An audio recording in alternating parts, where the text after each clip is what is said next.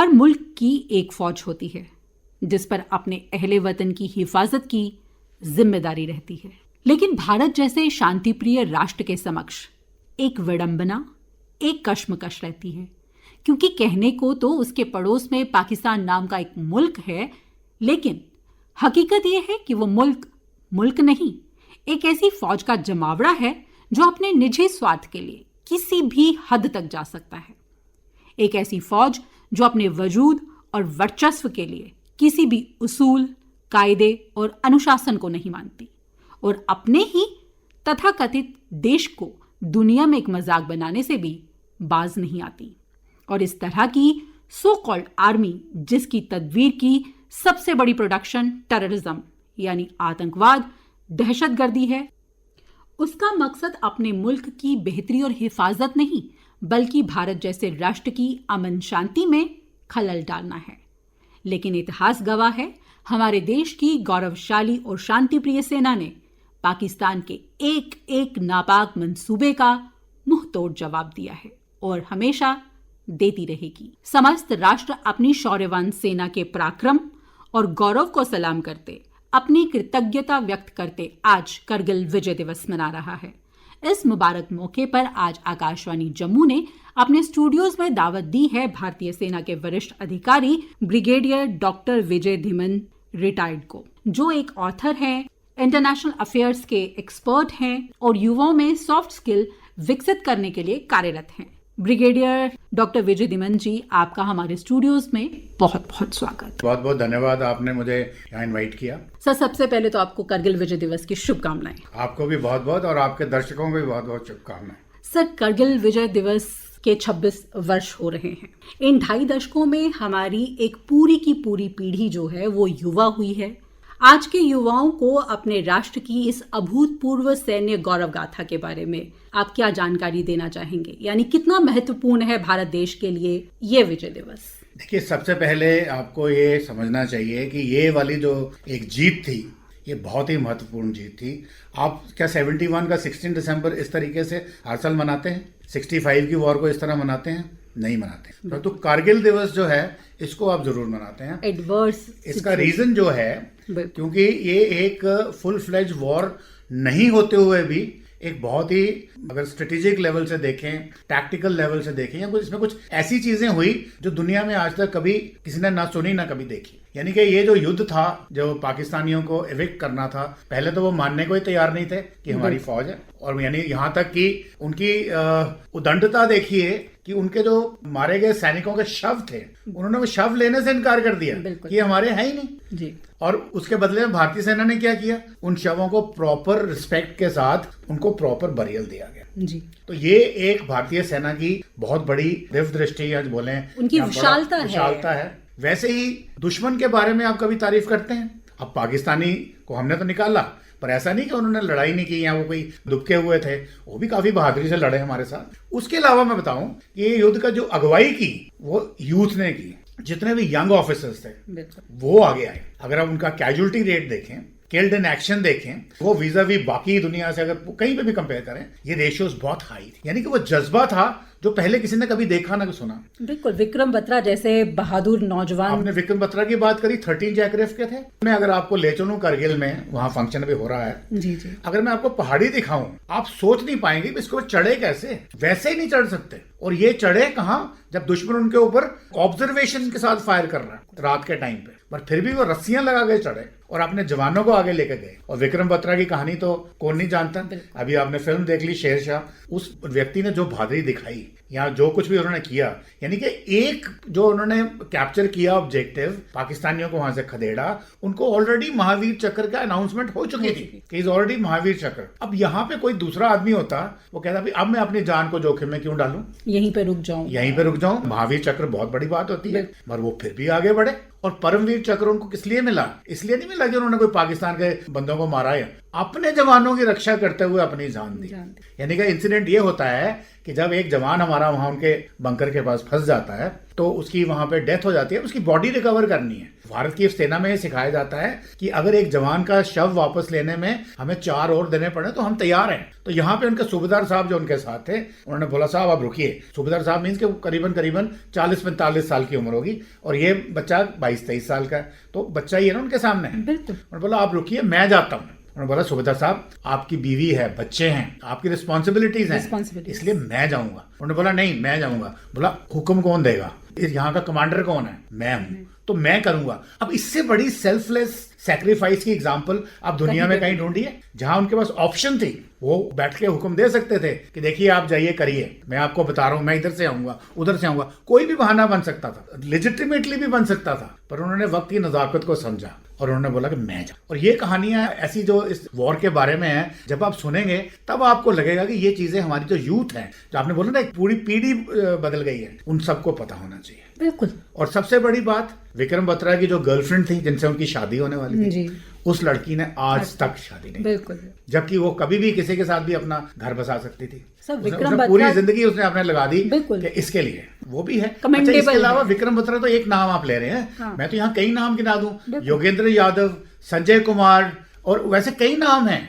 और बहुत सारी यूनिट्स हैं, 13 जैकरिफ है, गुरखाज की यूनिट्स हैं, राजरिफ हैं, ग्रेनेडियर्स हैं। यानी कि बहादुरी और अपना यश के मामले में कोई भी पीछे नहीं है, सब एक से बढ़कर एक हैं। और सबको भारत की तरफ से, सरकार की तरफ से या भारतीय देश की तरफ से उनको एक्नॉलेजमेंट भी मिली है, उनको वेरियस मेडल्स भी मिले हैं। उनकी जो फैमिलीज हैं जो पीछे छूट गए हैं, उनको हर साल जताया जाता है, बताया जाता है कि देखिए आप अकेले नहीं हैं, हम भूले नहीं हैं। तो ये भारत की जो एक धरोहर कहे या एक किस्म की एक एस्टैब्लिश्ड जो लीगेसी है जो चल रही है, वो आपने चलाई हुई है, मैंने थोड़ी बोला था कि चलाइए। तो ठीक है, हमने थोड़ा मेमोरियल वगैरह बनाया है, वो मेमोरियल एक टूरिस्ट मैप पे आ चुका है। यानी कि देश विदेश में लोग इसको एक्नॉलेज करते हैं। यूथ में इसके प्रति जागरूकता और उनको इस बारे में बताना मुझे लगता है बहुत जरूरी है। उनको पता होना चाहिए हमारा इतिहास, या हम आज जिस सुरक्षित माहौल में पल बढ़ रहे हैं वो किस बदौलत है। तो ये इसके लिए तो पहले तो मैं आपको मुबारकबाद देता हूं कि ये आपका प्रयास है यूथ तक पहुंचने का। अभी आप जो रेडियो में जो बात हो रही है, ये आपने लाया ना मेरे को यहाँ पे, तो आप कितने सारे जम्मू के यूथ सुन रहे होंगे और वो उनके कैसे कैसे वो गौरवान्वित होंगे, उनके कहते हैं ना वो गूज बम्स निकले होते होंगे। तो ये कहानी अगर डिटेल में बताऊं तो पक्का निकलेंगे। हर साल हम करते हैं, प्रॉपर प्रेजेंटेशन देते हैं, उनको बताते हैं कैसे कैसे हुआ। और जो करगिल में हुआ उसके बाद जो आज जिस रास्ते पे हम चल रहे हैं, डेफिनेटली हम लोग बहुत आगे आए हैं। पिछले कुछ समय से हमारी सैन्य और सामरिक शक्ति में भी अभूतपूर्व विकास हुआ है, जैसा पहले उस समय पर नहीं था। इतनी टेक्नोलॉजी उस समय हमारे पास नहीं थी। आप कैसे आंकते हैं कि एक राष्ट्र की दृष्टि से कितना महत्वपूर्ण है? देखिए, बहुत महत्वपूर्ण है। मैं ये कहता हूं कि हम लोग बैकफुट पे रहते थे, हालांकि हमारा जो शौर्य था वो बहुत हाई था। 1962 वॉर में सब बोलते हैं कि इंडिया की हार हुई। इंडिया की वो हार मिलिट्री हार नहीं थी। मिलिट्री में मेजर शैतान सिंह वगैरह, में कई नाम आपको बता दूं, नंगे पैर हाई ऑल्टीट्यूड में -40 डिग्री में वो लड़े हैं अपनी जान हाथ में लेकर के। उनके पास ना वेपन्स थे ना कपड़े थे। आज सिचुएशन डिफरेंट है, उस वक्त कुछ और थी। अब तो इसलिए बता रहा हूं कि ये जब काम चलता रहा, फॉर्चुनेटली जब 2014 में मोदी सरकार आती है तो इनका थोड़ा नजरिया बदला है। जब गलवान होता है उसके बाद से there is a total transformation. हर चीज आत्मनिर्भर है। $2 बिलियन की इमीडिएट परचेजेस की गई थी, जो आज तक कभी नहीं हुई, जो हमारी सेना को गलवान में दिया गया। और उसके बाद जो हमने किया, India was the largest importer of weapons all over the world. आज वो एक्सपोर्टर, नेट एक्सपोर्टर बनता चला जा रहा है। और अगले 5-10 सालों में आप देखिए जितने प्रोटोटाइप्स उन्होंने तैयार किए हथियारों के, और वो हथियार जो हमें चाहिए, ये नहीं कि जबरदस्ती कुछ भी कर दें। और फिर जो हमारी कोलैबोरेशन फॉरेन कंट्रीज के साथ हो रही है, इजराइल के साथ है, अमेरिका के साथ है, रशिया के साथ है, यूरोपियन कंट्रीज के साथ है, फ्रांस के साथ है। Technology transfer and made in India. अभी आपने सुना होगा यूपी के अंदर जो डिफेंस कॉरिडोर बना है 7 शहरों में। ब्रह्मोस, अभी ऑपरेशन सिंदूर में ब्रह्मोस ने क्या तमाशा किया आपको मालूम? पूरी दुनिया कह रही है ब्रह्मोस चाहिए। ऑलरेडी हमने फिलीपींस को दे रखी है, और शायद एक और कंट्री इंडो चाइना को, उनको भी दे रखी है, और मांग रहे हैं। जहाज हम खुद बना रहे हैं। तेजस, हमारे पास प्रॉब्लम थी इंजन की, वो हमने अमेरिका से रिजॉल्व कर ली है। टेक्नोलॉजी ट्रांसफर आ रही है और खुद का भी बना रहे हैं। ऐसा नहीं कि खाली दूसरों पर ही डिपेंडेंट है। अब जो एक आत्मनिर्भर बन रहा है हाँ, धीरे जो धीरे जज्बा चल पड़ा है हमारे साइंटिस्ट का, उन्होंने प्रूव करना शुरू कर दिया है। आज चाहे फौज हो चाहे सिविलियंस हो, देखिए लड़ाई अगर लड़नी है देश की सिक्योरिटी, ये आर्मी की रिस्पॉन्सिबिलिटी अकेले की नहीं हो सकती, सबकी जिम्मेदारी, हमें सबको मिलकर करना है। इसीलिए हम इसको बोलते हैं कॉम्प्रिहेंसिव नेशनल पार्क, जिसमें हर कोई इन्वॉल्व है, तो चेन में आके एक दूसरे का प्रोत्साहन होता है। और हमें इसको उस दृष्टि से देखना है कि जो कुछ भी हम करें एज ए नेशन करें, नेशन फर्स्ट, बाकी चीजें बाद में। आपने अभी बात की इंडिजीनियस प्रोडक्शन की, तो डिफेंस सेक्टर में ये जो इंडिजीनियस प्रोडक्शन है और उसमें सिविल हेतु भी उत्पाद जो है वो हो रहा है, तो ऐसे में डिफेंस सेक्टर के बढ़ते ये जो दायरा है उसके बारे में आप क्या कहेंगे? सबसे बड़ी बात यह है कि डिफेंस सेक्टर को प्राइवेट सेक्टर के लिए खोला गया। प्राइवेट सेक्टर के पास पैसा भी है, एक्सपर्टीज भी है, उनके पास जो क्वालिफाइड प्रोफेशनल्स भी हैं। अभी ड्रोन्स को ले लीजिए या इवन आर्टिलरी गन्स को ले लीजिए, मिसाइल्स को ले लीजिए, क्योंकि ये कॉर्पोरेट तरीके का काम करने का तरीका कुछ और है, वहाँ डेडलाइंस होती हैं। प्राइवेट सेक्टर वाला वो बहुत आगे चल रहा है। अब प्राइवेट सेक्टर वाला जो होगा वो मेन एक्सपोर्ट वही करेगा, या हमारा HAL जो है पब्लिक सेक्टर, वो भी एक्सपोर्ट करेगा। तेजस कितने लोगों ने, अमेरिका मांग रहा है तेजस हमसे, अभी सोच सकते हो आप कि तेजस की क्या, यानी कि मतलब कि ये बहुत ही सस्ता एयरक्राफ्ट है और कैपेबिलिटी ऑलमोस्ट F-35 के आसपास ही है। मैं नहीं बोलूँगा F-35 के बराबर या उससे आगे नहीं बोलूँगा, बट उसके आसपास है, यूरोफाइटर के आसपास है, 4.5 जनरेशन जिसको हम बोलते हैं। तो इस किस्म की जो तरक्की हम कर रहे हैं, चाहे वो पब्लिक सेक्टर हो, PSUs हो या हमारा प्राइवेट सेक्टर हो, वो एक फिनोमिनल है जो दुनिया देख रही है अभी। बिल्कुल, दुनिया हमारे पराक्रम को देख रही है और इसमें सेना का जो पराक्रम, उनका जो साहस है, उसी की वजह से आज पूरा देश सुरक्षित है। ये अभी हमने हाल ही में ऑपरेशन सिंदूर के दौरान भी देखा, और ऑपरेशन सिंदूर में इंडिजीनियस जो प्रोडक्ट्स थे उनकी चर्चा बहुत ज़्यादा हुई। उसके बाद में आप कैसे देखते हैं कि उनकी उन उत्पादों की बढ़ती मांग को या उस सेक्टर में इंडिया कैसे ग्रो कर रहा है? देखिए ऑपरेशन सिंदूर जो अगर आप देखें, आप ये देखिए ब्रह्मोस ने वहां क्या किया। अब ब्रह्मोस टोटली इंडिजिनस वेपन है, ऑफ कोर्स रशियन कोलैबोरेशन के साथ, पर आज हमारी सारी की सारी टेक्नोलॉजी हमारी अपनी है। दुनिया ने देखा है कि भारत के जो वेपन्स थे उन्होंने पाकिस्तान को कैसे बर्बाद किया। अब उसमें अमेरिका को भी तकलीफ हुई है, क्योंकि उनके वेपन्स पाकिस्तान के पास थे, चाइना के थे, जिन्होंने मुंह की खाई।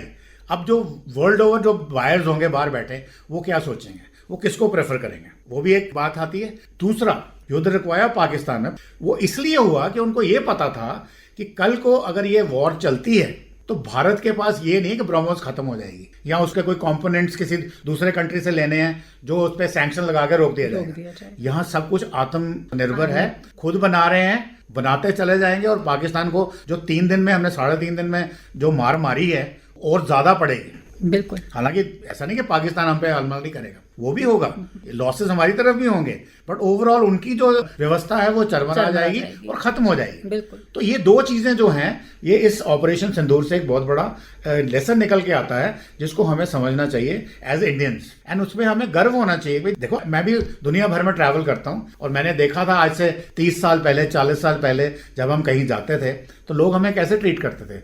आज सिचुएशन डिफरेंट है। Okay, you are an Indian, पूरा कुछ बदल जाता है। यू आर अ पाकिस्तानी, सारा कुछ नीचे चला जाता है। तो ये सब चीजें हैं, ये सब इन्हीं वजह से होती हैं, क्योंकि जब हम अपने आप को एक साथ मिलके नेशन फर्स्ट रखें और अपना पूरा ईमानदारी से काम करें और रिजल्ट्स निकालें। बिल्कुल, जैसे अभी हम बात कर रहे थे पाकिस्तान की, तो सब जम्मू कश्मीर में कुछ दशकों से पाकिस्तान स्पॉन्सर्ड टेररिज्म को बहुत झेला है जम्मू कश्मीर के लोगों ने। हाल ही में कुछ वर्षों से हमने भी एक पॉलिसी अपनाई है कि जीरो टॉलरेंस आतंकवाद के प्रति। तो पहलगाम अटैक के जवाब और ये जो ऑपरेशन सिंदूर जो अभी हम बात कर रहे थे, इसकी एक मिसाल है जो आज दुनिया ने देखी है, और भारत का नजरिया जो है, जिस पॉलिसी पे हम चल रहे थे, वो भी स्पष्ट रूप से नजर आई है। आज जिस दौर में हम हैं, उसे सामरिक दृष्टि से अपने आप को एज ए इंडियन हम कहाँ देखते हैं? पहलगाम जो था एक बहुत ही डास्टर्डली एक्ट था, एक बहुत ही दुखद घटना थी, परंतु उसके जो पॉजिटिव्स हैं, हमारी पूरी संवेदना है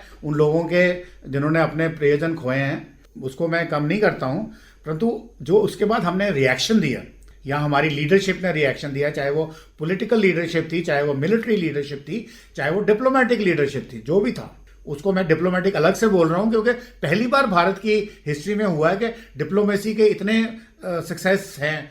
परंतु मैं ये आपको बताऊंगा कि उसके बाद जो भी हमने एक्शन करा, जो हमारी पॉलिसी एकदम से बदली, यानी कि एक कांटा लेफ्ट से राइट को चला गया, पूरा का पूरा, उससे सिचुएशन बहुत क्लियर होगी। अब पाकिस्तान को लगेगा कि भाई अगर हमने कोई ऐसी हरकत करी तो डायरेक्ट अटैक होगा, पूछा नहीं जाएगा, नंबर एक। दूसरा, हमने जो दूसरे पॉलिटिकल मेजर्स लिए या डिप्लोमेटिक मेजर्स लिए, इंडस वाटर ट्रीटी को सस्पेंड किया, वो पाकिस्तान के ऊपर वो मार पड़ने वाली है।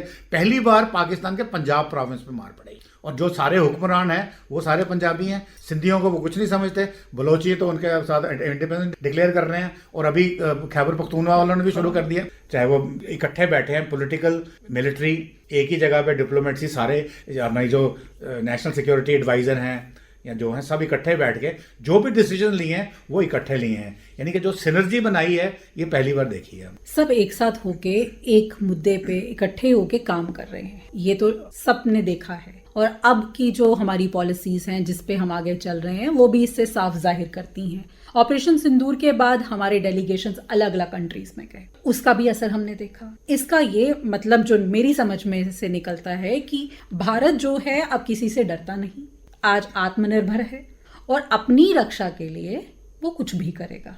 ये चीज जो है हमारे शायद पड़ोसी को रास ना आए, इसी के लिए वो ये सारी चीजें करता है। तो आपको क्या लगता है कि ऐसा क्या किया जाए या कौन से ऐसे और कदम बढ़ाए जाएं जिससे ये चीजें आगे ना हो?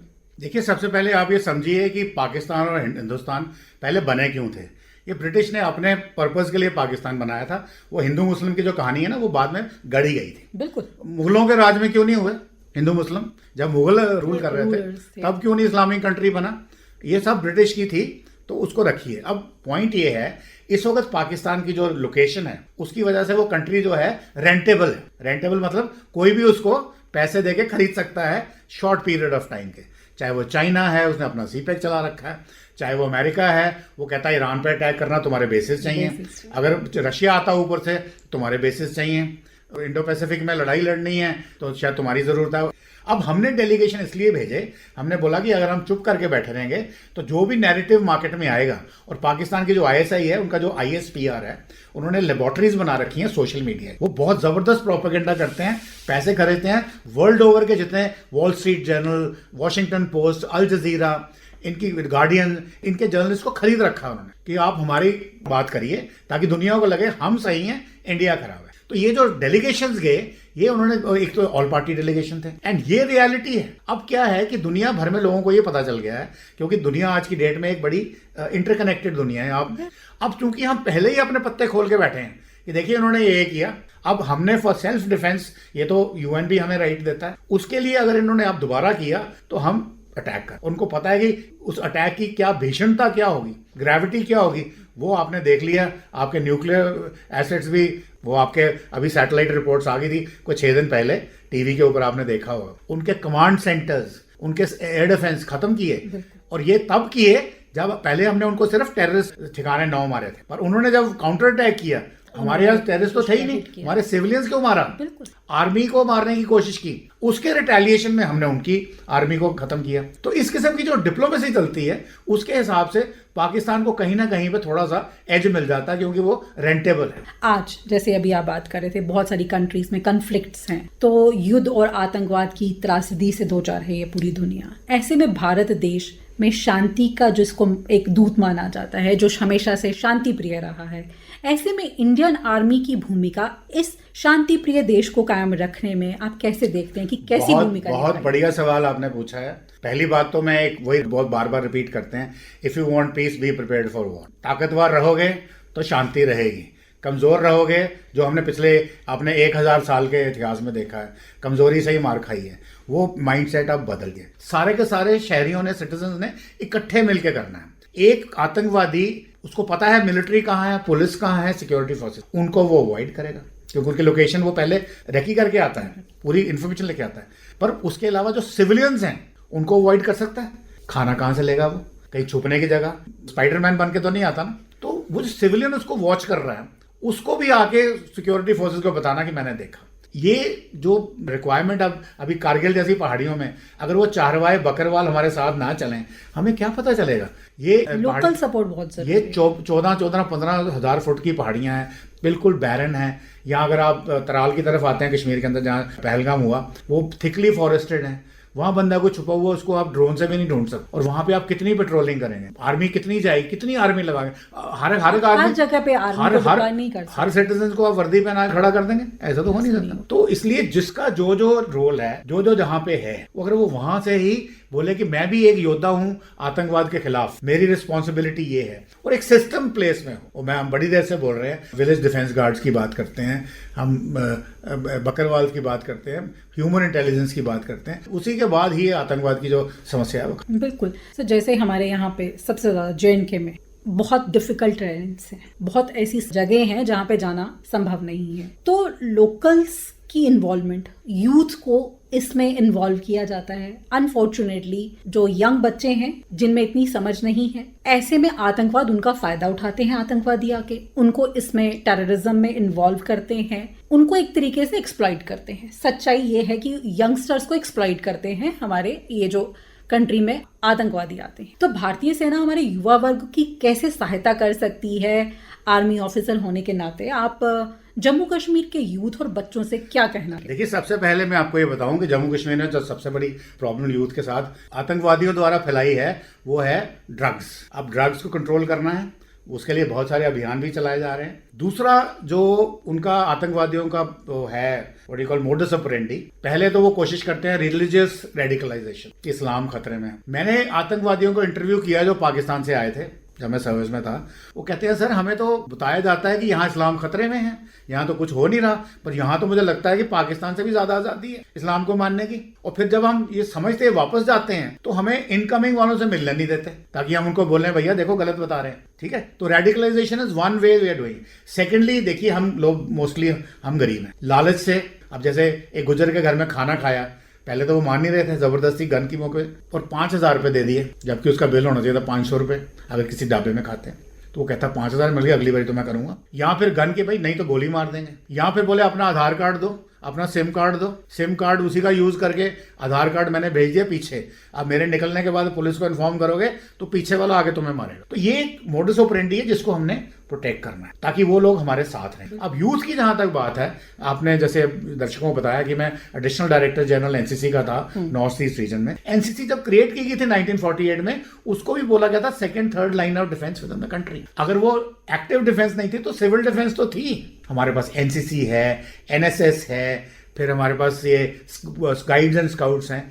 इन सबको मिला के अगर हम इकट्ठा करें, जैसे अभी जम्मू की अभी 4 दिन पहले कुछ हमारा यहाँ पे एक सिटीजन फोरम में सेमिनार हुआ था, तो वहां पे उन्होंने बोला जी हमें सिविल डिफेंस की प्रैक्टिस करनी चाहिए। किसी ने बोला साल में एक बार करो।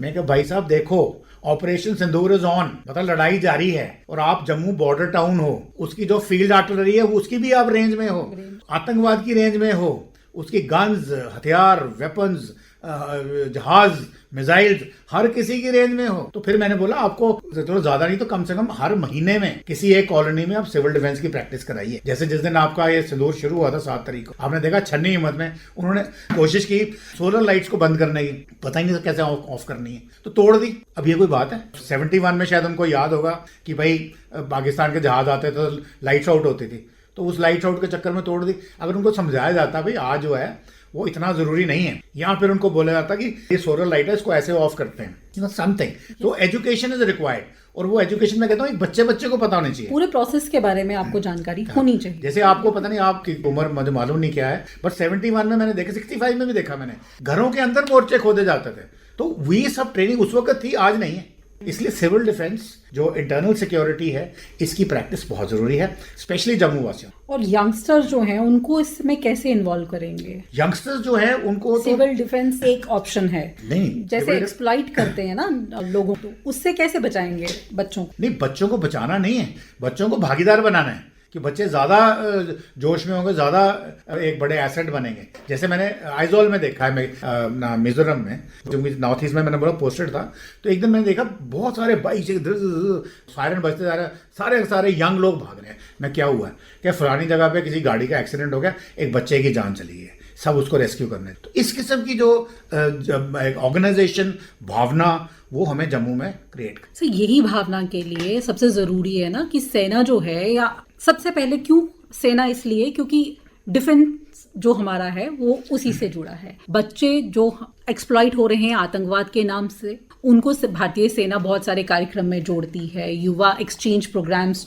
यंग बच्चों को जो भारत दर्शन के लिए भेजा जाता है, ये सब उसी के कड़ी में जुड़ती हैं चीज़ें, ताकि उन बच्चों को पता चले कि भारत का इतिहास, गौरवशाली जो भी इतिहास है भारत का, बाकी देश के बच्चे कहाँ जा रहे हैं, वो क्या कर रहे हैं, वो उस चीज़ से जुड़ें, ताकि वो जो आतंकवादी उनको दिखाना चाहते हैं उस सच्चाई को पहचाने और आगे बढ़ें।